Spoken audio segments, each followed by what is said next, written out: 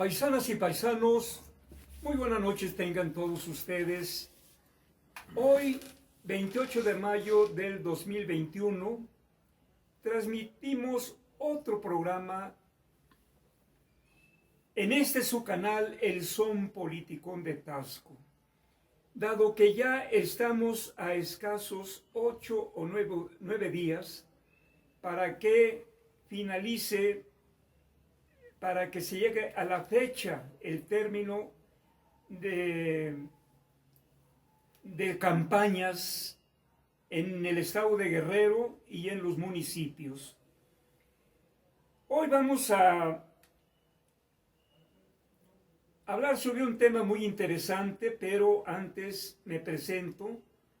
Su servidor, el profesor Agustín Alanis Arciniega, que transmite desde aquí, desde su domicilio y en esta biblioteca, mi biblioteca.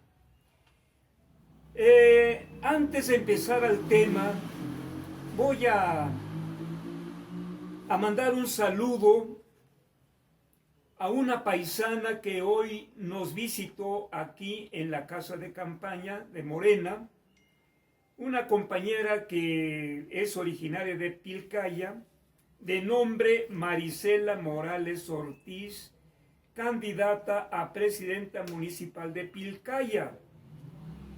Y en este volante que nos dejó, dice: Morena, la esperanza de Pilcaya. Su lema: todos unidos, el cambio que Pilcaya merece.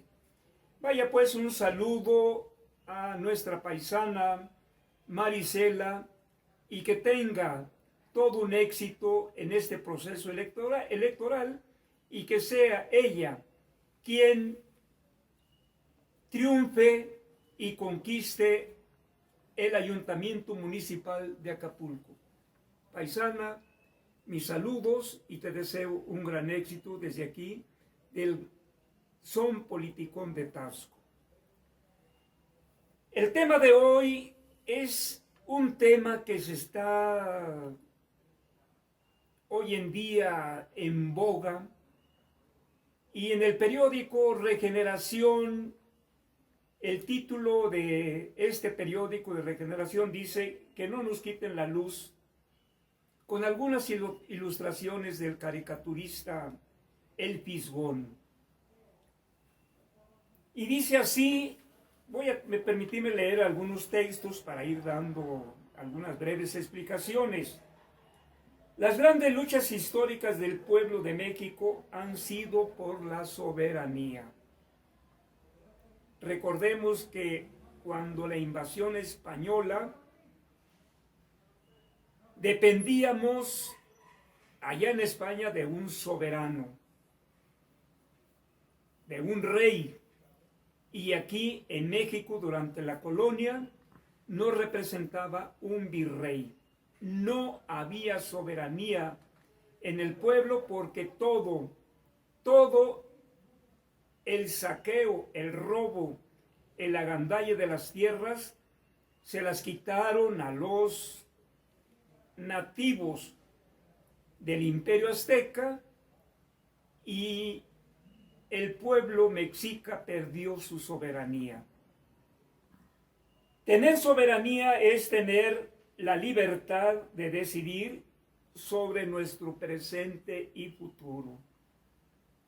Vamos a dar una breve definición de este tema tan controvertido hoy en día, pero tan necesario, porque algunas veces el pueblo mexicano ha gozado ha hecho valer su soberanía, y en otros ha perdido parte de su soberanía. Aquí me permití hacer un breve apunte de la siguiente manera. Dice: ¿qué es la soberanía? La soberanía es la autoridad más elevada en la cual reside el poder político y público de un pueblo, una nación o un estado. sobre su territorio y sus habitantes. Es también la independencia de cualquier estado para crear sus propias leyes. En nuestro caso, tenemos la Constitución de los Estados Unidos mexicanos y controlar sus recursos sin la coerción de otros estados. ¿Cuáles recursos?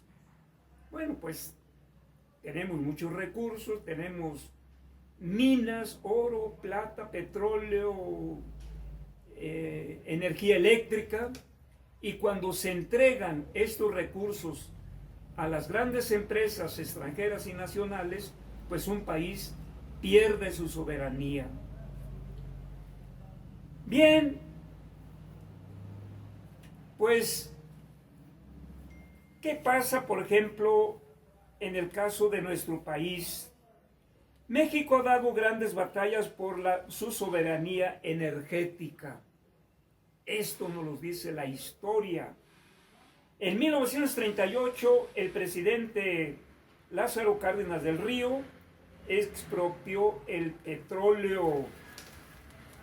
De ahí nacieron, fíjense nada más, dos grandes instituciones: Pemex, Petróleos Mexicanos, y el Instituto Politécnico Nacional.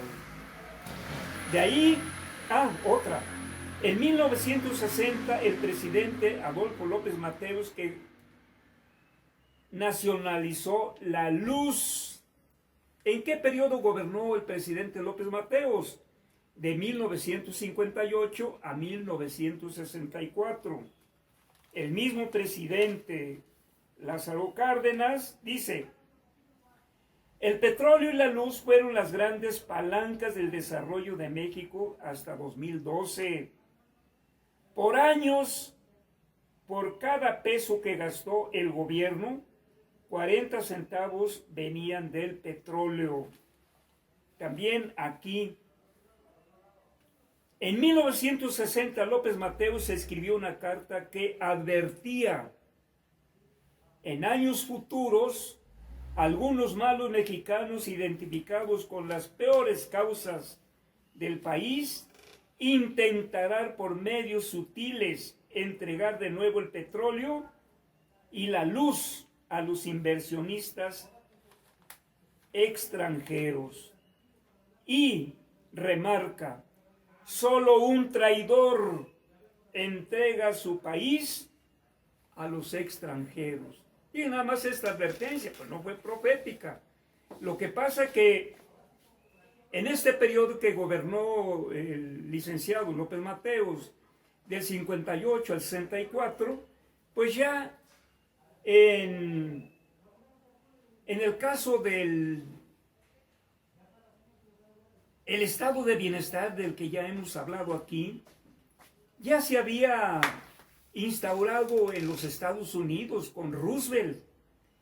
Y aquí en México el estado de bienestar se instauró con el gobierno del presidente Lázaro Cárdenas.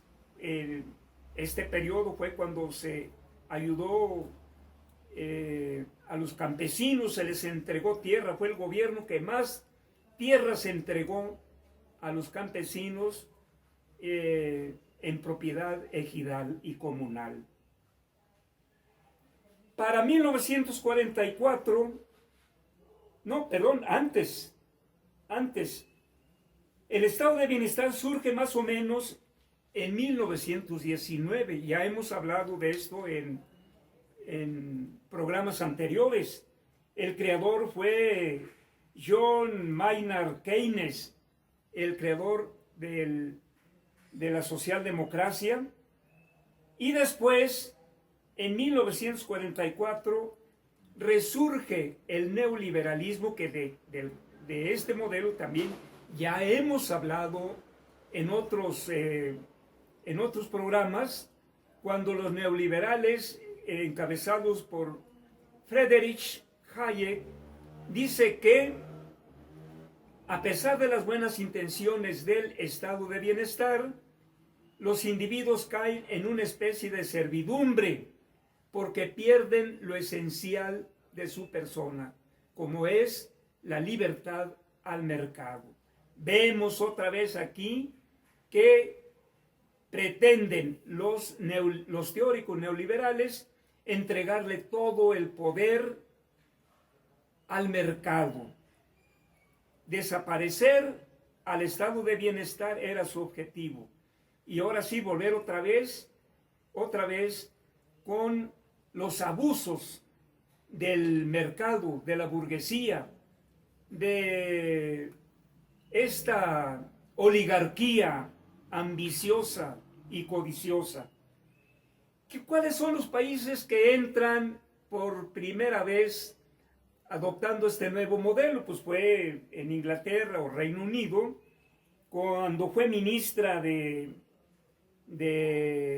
este reino, la Margaret Thatcher, más o menos, que gobierna del 1979 a 1990, fueron el primer país que adoptó este modelo económico y perjudicó, como en todos los países, perjudicó a mucha gente pobre allá en Inglaterra, allá en el Reino Unido. Por este mismo periodo, en Estados Unidos, siendo presidente Ronald Reagan, también adoptó el modelo económico neoliberal aproximadamente entre 1981 y 1989. Y de ahí, cuando llegan los neoliberales al poder político, que empieza más o menos a partir de la llegada a la presidencia de la República, Miguel de la Madrid, empieza ya a vender las empresas que eran propiedad del Estado mexicano.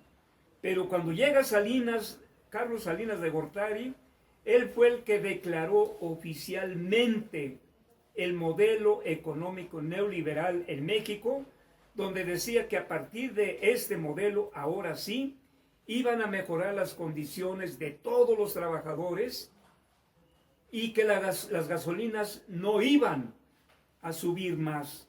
¿Qué pasó a partir de este periodo conocido como el neoliberalismo, que empieza oficialmente desde Carlos Salinas de Gortari hasta Peña Nieto? El país perdió soberanía. ¿Por qué?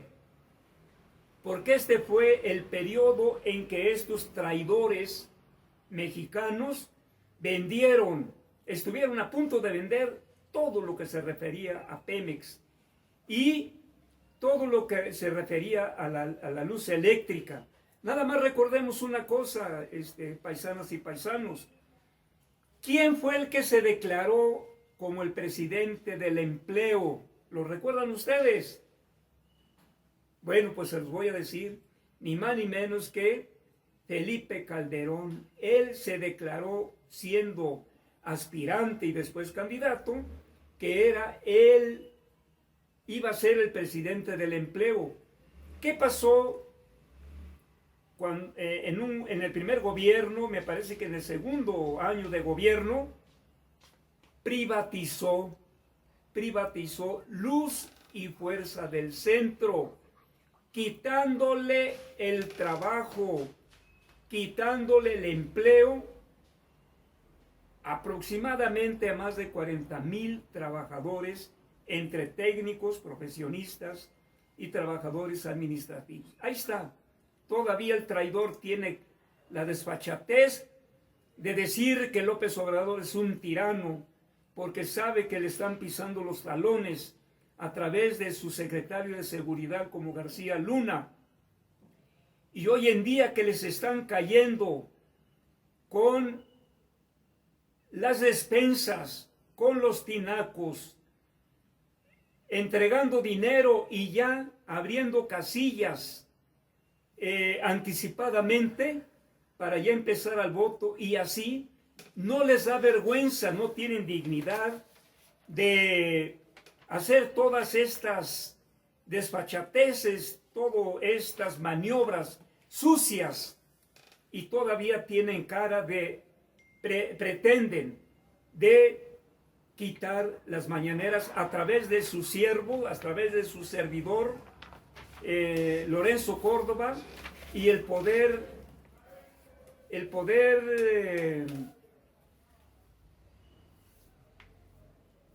judicial de la Federación, que actúan juntos como si fueran la Santa Inquisición. Todo porque el presidente López Obrador tiene el deber de informar diariamente lo que acontece en su gobierno, en su régimen político.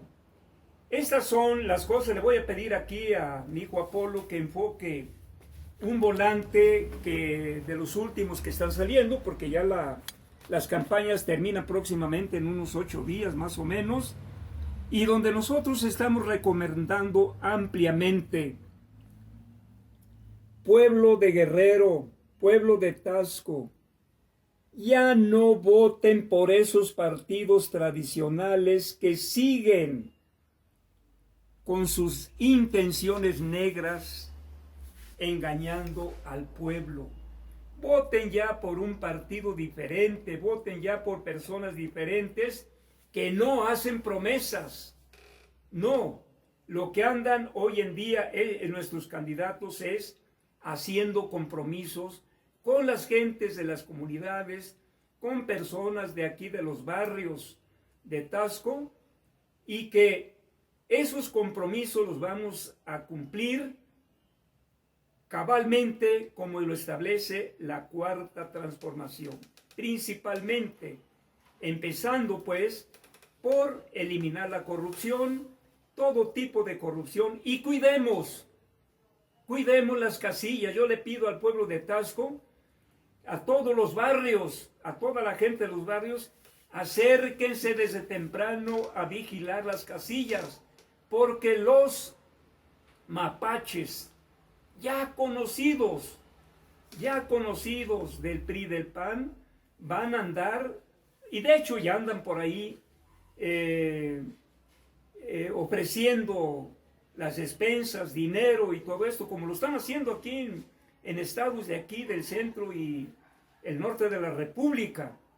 Entonces, si de veras tenemos hoy en día conciencia, si la gente ya despertó, cuidemos que este proceso electoral, cuyas votaciones sean limpias y honestas. Paisanas y paisanos, muy buenas noches, y tal vez nos dé tiempo de grabar 1 o 2 programas más. Muy buenas noches.